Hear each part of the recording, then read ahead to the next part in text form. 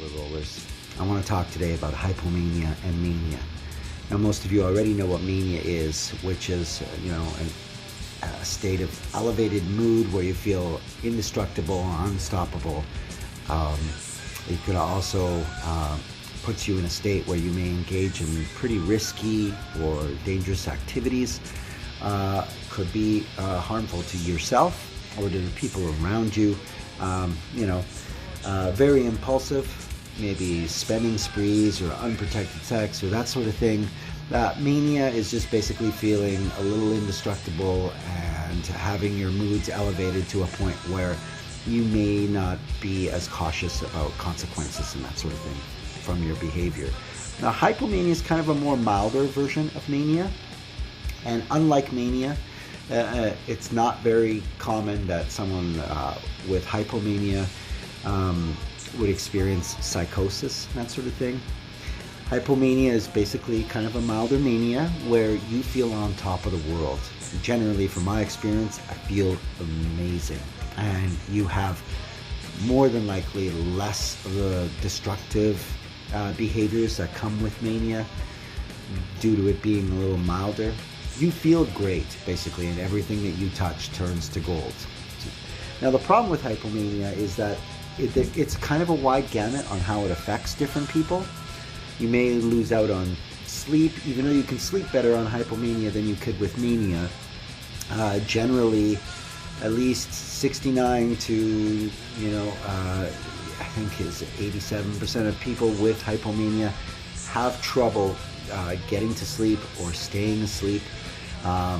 You can experience, just like mania, periods of agitation or recklessness. And coming down from a pedestal like that, where you feel on top of the world, can lead to some pretty serious depression, as well as hypomania can morph into mania. Funny thing that I learned today is that you don't even have to have bipolar to have my hypomania. People get it without having bipolar. It an elevated boost in mood. I'm not sure how that works exactly. I would love to know if you guys know. So feel free to leave something in the comments. But it's important that partners realize that there is a difference between hypomania and mania. Although you don't have to be as cautious as you do with mania, it is good to monitor your partner with hypomania because these things can gradually escalate into something else, or sometimes very quickly escalate. There are certain forms of hypomania that are just feel-good sort of vibes, and if you're a partner with someone with bipolar and they're experiencing fairly mild feelings of elevation, it's good to be cautious, but try not to rain on their parade. Those of us with bipolar struggle with this illness every day. So if we have a few moments of just bliss where we feel good about ourselves and the world around us, let us have a little of that. We could certainly use it. Honestly, bipolar is pretty rough on people. The depressive episodes are brutal, and some people even have trouble getting out of bed. They're so depressed that they just don't see a reason to carry on. So if they get a little dose of hypomania, keep an eye on them, but let them enjoy a little brief moment of happiness, because it doesn't happen very often and it doesn't last very long. So what's the harm? A little bit, just a little bit, It's all part of being aware and alert to your partner's condition or to your own condition.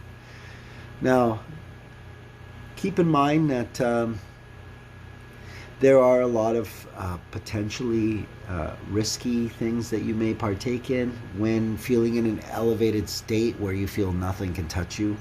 So if you are working on your condition, you know that if you're feeling a little too positive about the things around you, that you should try not to engage in any risk-taking or any activities that you may not normally be okay with.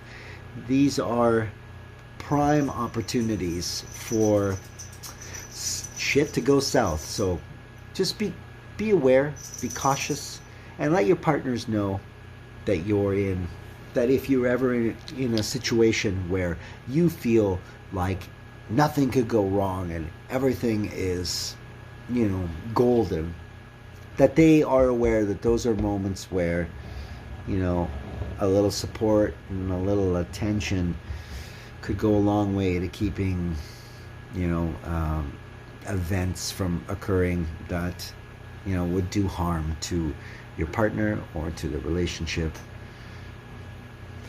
I think that's pretty much all I've got for you guys. I would love to know more about your experiences with hypomania. I know mine have been, and I'm not trying to be an advocate for hypomania, but mine have been pretty wonderful. Compared to mania, you know, I found that it came with all of the positive things about mania.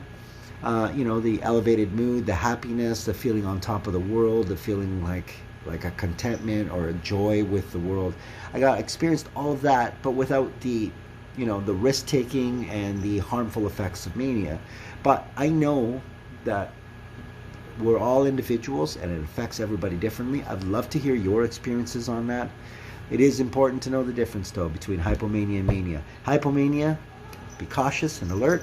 Mania, be very careful, because mania is the one that gets us written about in newspapers.